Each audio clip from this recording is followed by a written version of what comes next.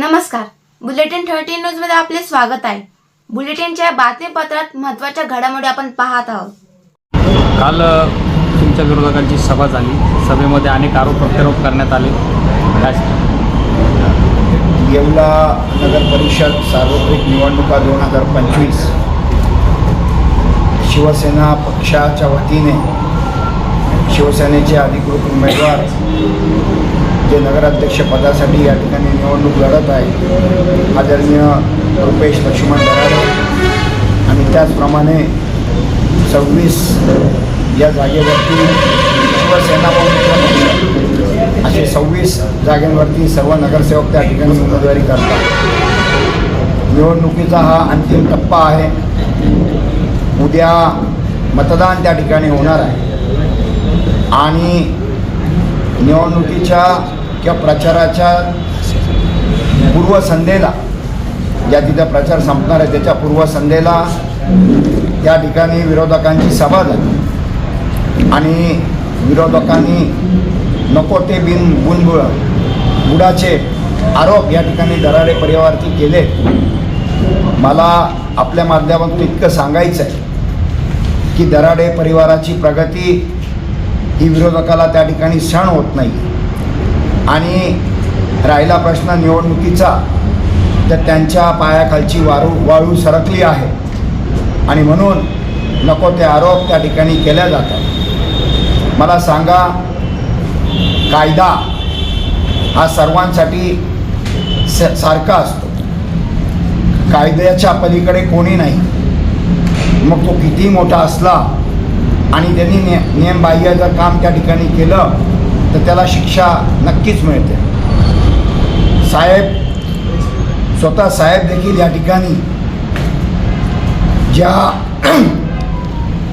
साहेबांना देखील ज्या काही गोष्टीला सामोरं जावं लागलं आणि कायद्यामुळं त्यांच्याकडनं त्यांच्या जीवनामध्ये ज्या काही घटना घडल्या त्याच्यामुळं कायद्याने त्यांनासुद्धा माफ केलं नाही आणि म्हणून 2.5-3 वर्ष त्या ठिकाणी साहेबांना आतमध्ये जावं लागलं. जर दराडे परिवाराने खरंच जर इतका भ्रष्टाचार केला असेल, इतक्या जर सगळ्या तुमच्या म्हणण्यानुसार जर काही लुटलं असेल तर दराडे परिवारासुद्धा कायदा त्या ठिकाणी माफ करणार नाही आणि म्हणून अशी कुठलीही गोष्ट नसताना देखील गलिच्छ आरोप हे सातत्याने दराडे परिवारावरती करण्यात आलेले आहेत. आपण सांगितलं की जिल्हा बँकेच्या बाबतीत बोलले. जिल्हा बँकेवरती राज्य शासनाचं नियंत्रण असतं, त्याचप्रमाणे राज्य बँकेचं त्या ठिकाणी नियंत्रण असतं. 21 डायरेक्टर त्या ठिकाणी काम करतात. त्या ठिकाणी सचिव MD म्हणून त्या ठिकाणी असतात आणि आपण त्या ठिकाणी सांगितलं की बँक त्या ठिकाणी लुटून खाल्ली.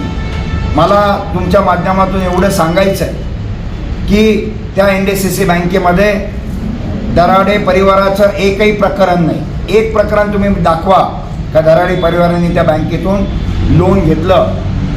उलट NDCC बँकेने साहेबांना त्या ठिकाणी 27 कोटी रुपये लोन दिले. त्या लोनचं काय झालं, काय परिस्थिती? आज ते लोन 27 कोटीहून 51 कोटी रुपये त्या ठिकाणी झालं. बरं, तुम्ही शासनाला विनंती केली, त्याचे हप्ते बांधून घेतले, त्याचं OTSसाठी तुम्ही डिमांड केली. म्हणजे खऱ्या अर्थाने ही बँक जर कोणी अडचणीत आणली असेल तर ह्या साहेबांसारख्या लोकांनी त्या ठिकाणी प्रकरणं केली आणि शेतकऱ्यांवरती खाफर फोडण्याचं काम या लोकांच्या माध्यमातून होत आहे. बलाढ्य लोकप्रतिनिधी असतील, इतर काही व्यापारी असतील, यांनी लोन उचलले, कारखान्यांना लोन दिले, परंतु त्याचे हप्ते या ठिकाणी भरण्यात आले नाही आणि त्यामुळे ती NDCC बँक अडचणीत आली. आणि मला विरोधकांची कीव येते की कुठलाही अभ्यास न करता बिनबुडाचे आरोप करता त्यांनी अगोदर अभ्यास करणं गरजेचं आहे. मर्चंट बँकेबाबतीत सांगता, अरे मर्चंट बँक जर कोणी तारली असेल तर या दराडे परिवारामुळे तारली होती.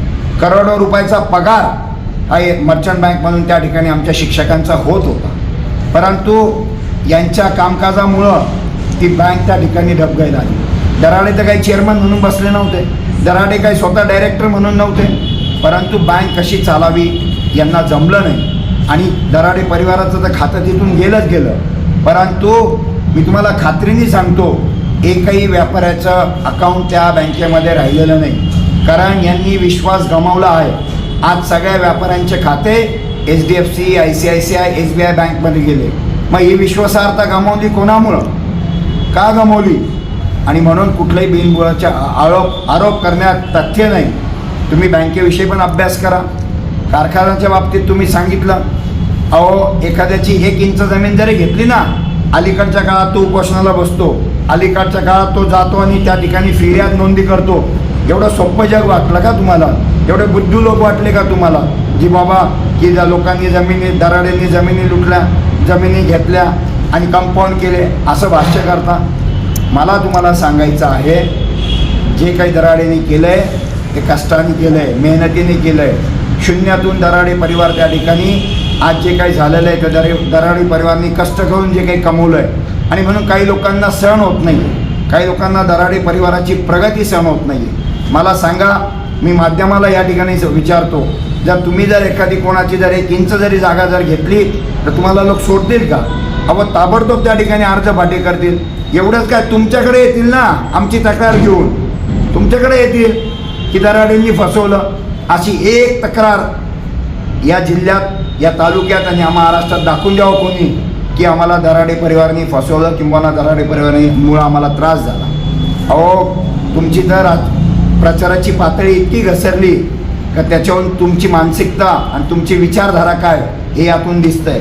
एक ब्र शब्दसुद्धा दराडे परिवारांनी तुमच्या अशा घाणेरड्या प्रवृत्तीच्या, गलिच्छ प्रवृत्तीचं तुम्ही जे राजकारण करताय त्याच्यावर आम्ही भाष्य केलं नाही. कारखान्याच्या बाबतीत तुम्ही सांगितलं, कारखान्याचे शेअर्स गोळा झाले होते, परंतु काही टेक्निकल अडचण आल्यामुळं, पाण्याची अडचण असल्यामुळं इथे कारखाना होऊ शकला नाही. 15 किलोमीटरचं अंतर, 2 कारखान्यांच्या मध्ये एअर डिस्टन्स हे 15 किलोमीटरचं असणं गरजेचं असतं. अनेक टेक्निकल अडचण आल्यामुळं त्या ठिकाणी आपण तो कारखाना होऊ शकला नाही. परंतु मी तुम्हाला प्रामाणिकपणे सांगतो, ज्या ज्या लोकांचे शेअर्स घेतले होते 2-3 वर्षाच्या आत त्या लोकांचे शेअर्स पूर्ण परत केलेले. आणि मी तुमच्या माध्यमातून आव्हान करतो, एखाद्या कोणाचा जर शेअर्स राहिला असेल तर त्यांनी आत्ता इथं यावं आणि ताबडतोब त्या शेअर्सचा मोबदला या ठिकाणी घेऊन जावा.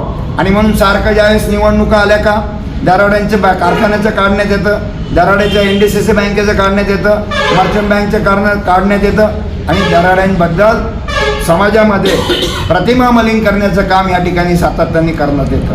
अहो तुमची जर आम्ही कुंडली जर काढली तर तुम्ही एवढ्यात पायसुद्धा ठेवू शकत नाही. तुमचे वैयक्तिक जर आम्ही धंदे जर काढले, उद्योग जर काढले तर तुम्हाला लोक जोड्याने मारल्याशिवाय तर राहणार नाही. जे काल भुकणारे होते त्यांचेसुद्धा आणि ज्यांच्या नेतृत्वामध्ये जे आज भुकत होते काल त्यांचेसुद्धा आम्हाला कशाला बोलायला लावता?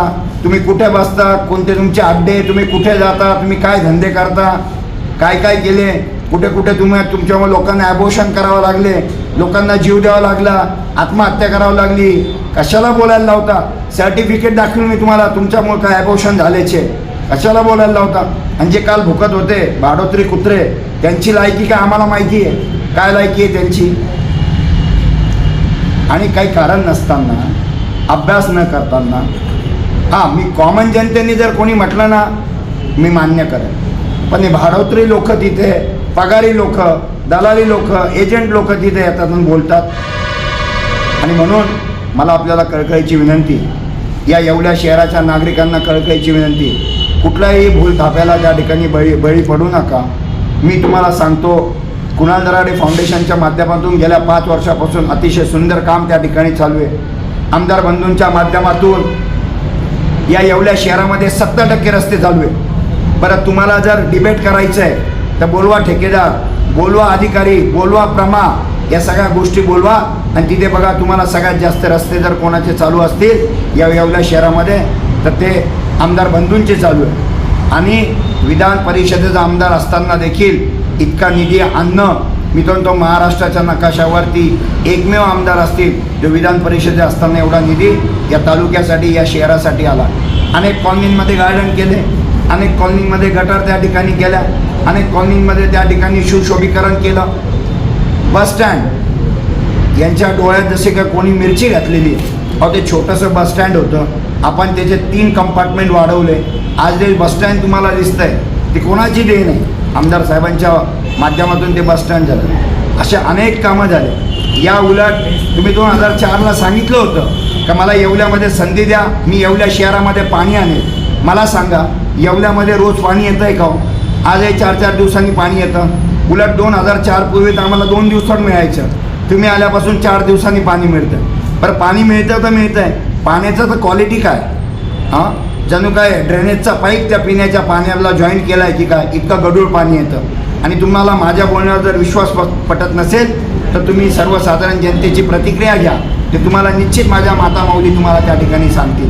म्हणजे पाणी गढूळ, पाणी स्वच्छ नाही, पाणी वेळेवर नाही, गटरीच्या समस्या, घनकचऱ्याच्या समस्या, कचरा गाडीच्या समस्या, गटर वॉटर मीटर, म्हणजे ज्या नगरपालिकेच्या ज्या मूलभूत गरजा आहेत त्या तुम्ही 25 वर्षात पूर्ण करू शकल्या नाही. हे तुमचं अपयश आहे. आणि तुम्ही वड्याचं तेल वांग्यावर, तुम्ही विकासावर तर बोलत नाही. बरं, विकास शब्द ऐकून माझे तर कान पिकलेत. मी आता तर प्रगती म्हणायला लागलो. मला विकास शब्द ऐकून मला आता भीती वाटायला लागली. म्हणून प्रगती, आम्ही या येवल्या शहराची प्रगती करणार आहे. कारण आमच्या डोक्यावरती आदरणीय नामदार आणि तत्कालीन उपमुख्यमंत्री, तत्कालीन मुख्यमंत्री, विद्यमान उपमुख्यमंत्री, आमचे सर्व आदरणीय शिंदेसाहेब हे नगरविकास मंत्री असल्यामुळं त्यांनी आम्हाला शब्द दिला आहे की या येवल्या शहराचा चेहरामोहरा बदलण्याची जबाबदारी ही माझ्यावरती असणार आहे. काळजी करू नका. जनतेला देखील त्या ठिकाणी सांगितलं आहे. गेल्या 25 वर्षापासनं ज्या अपेक्षेने, ज्या हिशोबाने आम्हाला असं वाटलं होतं की येवल्या शहराचा चेहरामोहरा बदलेल, उद्योगधंदे या ठिकाणी येतील, पण एकही उद्योगधंदा या ठिकाणी 25 वर्षात आणता आलेला नाही. तुम्ही आम्हाला 2004ला सांगितलं होतं की आम्ही येवला शहर हे बारामती करून दाखवू. तुम्ही माझ्याबरोबर बारामतीला चला. बारामतीच्या 10% सुद्धा येवल्या शहरामध्ये काम झालेलं नाही. आणि तुम्ही किती दिवस जनतेची दिशाभूल करणार आहात? किती दिवस जनतेची दिशाभूल करणार आहात? आणि म्हणून गेल्या 25 वर्षापासनं जे आम्हाला मिळालेलं नाही. आणि तुमच्याकडे विजन कसलं हो? तुम्ही 2004ला आले त्यावेळेस मतदानाची लोकसंख्या 24,000 होती. आज मतदानाची लोकसंख्या 45,000च्या आसपास झालेली आहे. पाण्याच्या साठवण तलाची काय परिस्थिती आहे? ज्यावेळेस लोकसंख्या 24,000 होती त्यावेळी साठवण तला हाच होता. आता 45,000 झाली तरी हाच आहे. मला सांगा, जर साठवण तलावच नसतील तर तुम्ही येवलेकरांना रोज पाणी कसं देणार आहात? हा माझा मूळ प्रश्न आहे. अनेक विषय आहेत, परंतु मी ही निवडणूक नगरपालिकेची आहे आणि म्हणून गटर वॉटर मीटर या 3 गोष्टीवरतीच मला तुमच्याशी बोलायचं आहे. अहो, उपजिल्हा रुग्णालयाची अशी परिस्थिती आहे का डॉक्टर आहे तर हॉस्पिटलमध्ये डॉक्टर आहे तर इंजेक्शन नाही, इंजेक्शन आहे तर मेडिसिन नाही. आणि तुम्ही सांगतात नाही तर चला माझ्यावर आत्ता, जर तुम्हाला तिथं जर सिरम अवेलेबल झालं तर तुम्ही जे सांगाल ती पाईन मी त्या ठिकाणी हरून जाईल. किती बोलावं, काय बोलावं? आणि तुम्ही सांगतात की दराडेंनी हे केलं, दराडेंनी ते केलं. तुम्ही काय केलं ते सांगा ना. नगरपालिकेच्या दृष्टिकोनातून काय केलं ते सांगा ना. उलट आमचे 70% रस्ते कॉलनीमध्ये, शहरामध्ये आमचे चालू आहे. तुम्ही काय केलं? 18च्या पूर्वी तुम्ही येवल्या शहरात काय दिलं? आणि 25 वर्षात तुम्ही मूलभूत गरजा पूर्ण करू शकत नसाल, हे तुमचं 100% अपयश आहे. पैठणी माझे विणकार बांधव, त्यांच्यामुळं या येवल्या शहराच्या अर्थकारणाला गती मिळाली आहे. SND कॉलेजमुळं या येवल्या शहरामध्ये करोडो रुपयाचा निधी येतो, करोडो रुपये येतात विद्यार्थ्यांच्या माध्यमातून. या येवल्या शहराच्या अर्थकारणाला गती देण्याचं काम खऱ्या अर्थाने जर कोणी केलं असेल तर दराडे बंधूंनी त्या ठिकाणी केलं आहे. आणि त्याचबरोबर माझ्या पैठणी विणकरांनी त्या ठिकाणी केलेलं आहे. आणि म्हणून मला तुम्हाला सांगायचं आहे, आज येवल्या शहरामध्ये प्रत्येक व्यवसाय, मग तो नावी कटिंग सलूनचा असेल, मोबाईल रिचार्ज असेल, हॉटेल असेल, टपरी असेल, कपड्याचे दुकान असतील, नंतर स्टेशनरी दुकान असतील, रिक्षावाले असतील, मेसवाले असतील, अशा प्रत्येक व्यक्तीला त्या ठिकाणी रोजगार उपलब्ध करून देण्याचं काम हे कॉलेजच्या माध्यमातून झालेलं आहे. तुम्ही जमेच्या बाजू कधी सांगत नाही, दबक्या आवाजात मात्र बोलता, पण तुम्ही स्टेजवर आल्यानंतर तुम्हाला त्या ठिकाणी लाचार होऊन त्यांनी जी काही स्क्रिप्ट दिलेली आहे ती वाचून तुम्हाला त्या ठिकाणी सांगावं लागतं. आणि म्हणून दिशाभूल करू नका. मी तुम्हाला एवढंच सांगेन, 25 वर्ष तुम्हाला मिळाले. तुम्ही जर 25 वर्षाचा कालखंड जर बघितला आणि त्या 25 वर्षामध्ये येवल्या शहरामध्ये जी काही कामं झालेली आहे त्याचा जर आपण लेखाजोखा जर घेतला तर माझ्यासारखा सर्वसाधारण नागरिक या ठिकाणी तुम्ही नापास झाले असं म्हणतोय. आणि म्हणून माझंही म्हणणं हेच आहे का 25 वर्षाच्या कालखंडामध्ये ज्या काय वॉटर गटर मीटरच्या ज्या समस्या होत्या, फिल्टर पाण्याच्या बाबतीत सांगायचं जर ठरलं तर भंगारमध्ये विकला तरी कोणी विकत घेणार नाही, इतका भंगार तो फिल्टर प्लांट त्या ठिकाणी. आणि पाणी हे अतिशय संवेदनशील आहे.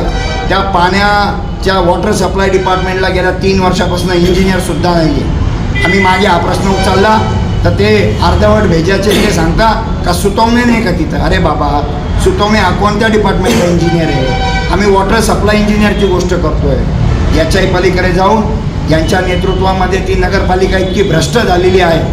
आज तुमच्या आमच्यासारखा माणूस जर कम्प्लिशन सर्टिफिकेट त्या ठिकाणी आणायला गेला तर आम्हाला कम्प्लिशन सर्टिफिकेट मिळत नाही, आणि मिळालं जरी तर लाखो रुपये त्या ठिकाणी मोजावं लागतात. हे का, कोणासाठी? यापूर्वी कधी असं होत नव्हतं, आता का लाखो रुपये द्यावं लागत आहेत? हजारो लोकांना तुम्ही वेठीस धरताय. जनता तुम्हाला माफ करणार नाही. येत्या 2 तारखेला मतदानाच्या रूपाने जनता तुम्हाला तुमची जागा दाखवल्याशिवाय राहणार नाही. एवढंच आजच्या निमित्ताने सांगतो.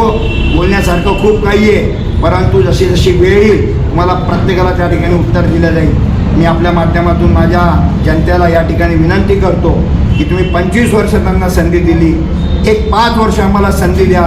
जर आम्ही तुमच्या संधीचं जर त्या ठिकाणी सोनं करू शकलो नाही, आम्ही तुम्हाला न्याय देऊ शकलो नाही, तर यापुढे आम्ही समाजामध्ये कधी मत मागणार नाही. एवढंच सांगतो आणि थांबतो. जय हिंद, जय महाराष्ट्र. धन्यवाद. अशाच बातम्यांचे नवीन अपडेट जाणून घेण्यासाठी बुलेटिन 13 न्यूज मराठी चॅनलला सबस्क्राईब करा व लाईक करा.